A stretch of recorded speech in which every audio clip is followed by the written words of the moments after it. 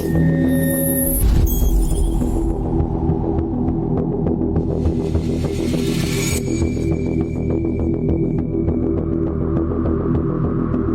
et shalom à tous. Nous publions aujourd'hui un point de conjoncture prophétique concernant le corps de Christ et les nations. Cette intervention se déroulera sur un format de questions et réponses. L'objectif de cet échange est pédagogique, analytique et prophétique. Dans un contexte mondial marqué par des tensions géopolitiques croissantes, des bouleversements sociétaux profonds et une intensification des dynamiques spirituelles, le ministère considère nécessaire d'apporter une lecture cohérente et responsable des événements en cours. Ce point de conjoncture abordera notamment la position actuelle du corps de Christ, l'évolution des nations dans le cadre des prophéties bibliques, les implications spirituelles des développements internationaux récents, les orientations spirituelles pour cette nouvelle saison. Nous invitons chaque auditeur à suivre cet échange avec discernement et maturité. Je cède maintenant la parole au prophète Joseph pour l'ouverture de cette session. Aujourd'hui, nous sommes là pour essayer de répondre à quelques questions et je crois que ça va se passer comme il se doit. Nous sommes dans un moment très curieux qui suscite beaucoup d'interrogations lorsque nous regardons à l'actualité internationale, lorsque nous observons ce qui se passe dans la dimension spirituelle et physique du peuple de Dieu dispersé dans le monde, cela interroge. Et je crois que c'est le moment où nous devons nous concentrer sur des sujets très importants pour pouvoir éclairer le peuple de Dieu. Et il nous faut avoir nos regards tournés vers les Saintes Écritures pour pouvoir comprendre en profondeur le temps et la saison particulière qui s'ouvre à nous dans ce temps très précis.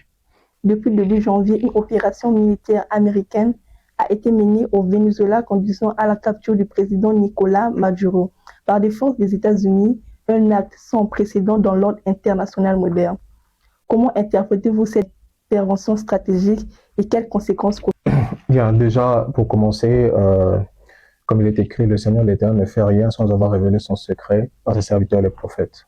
Par la grâce du Seigneur, le Seigneur nous a fait connaître un certain nombre d'événements à l'ouverture du cycle qui est en train de se faire en cette année 2026.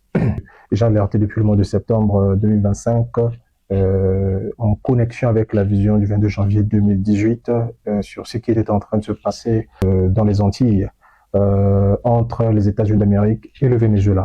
Bon, le Seigneur nous avait annoncé ces choses pour montrer que les États-Unis d'Amérique vont atteindre un niveau d'impérialisme tel qu'ils n'ont jamais encore atteint. Auparavant, ça devait être dans le but d'indiquer le changement ou l'entrée, la réapparition ou l'apparition des États-Unis d'Amérique dans un autre visage, dans un autre jour, pour introduire, au fait, des séquences apocalyptiques qui ont attrait au jour du Seigneur.